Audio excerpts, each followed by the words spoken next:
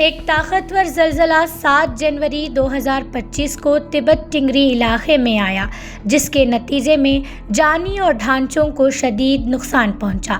زلزلے کی شدت 7.1 ریکارڈ کی گئی اور اس کا مرکز ٹنگری کاؤنٹی کے قریب ماؤنٹ ایورسٹ سے تقریباً 75 کلومیٹر شمال مشرق میں تھا۔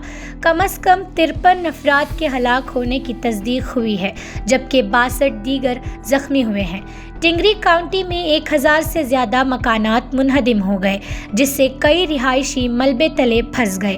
علاقے میں کئی جھٹکے آئے جن کی شدت 4.4 تک تھی، جس نے امدادی کوششوں کو مزید مشکل بنا دیا۔ جھٹکے پڑوسی ممالک میں بھی محسوس کیے گئے، جیسے نیپال میں، جہاں کاٹمنڈو کے رہائشی عمارتوں سے باہر نکل آئے، اور بھارت کے کچھ علاقوں جیسے دلی اور بہار میں بھی۔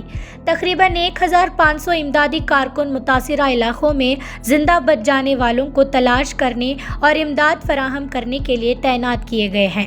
یہ زلزلہ پچھلے 5 سالوں میں 200 کلومیٹر کے دائرے میں ریکارڈ کیا گیا، جو سب سے طاقتور زلزلہ ہے۔ 2015 میں نیپال میں 7.8 شدت کے زلزلے کے نتیجے میں تقریباً 9000 افراد ہلاک اور 22000 سے زیادہ زخمی ہوئے تھے۔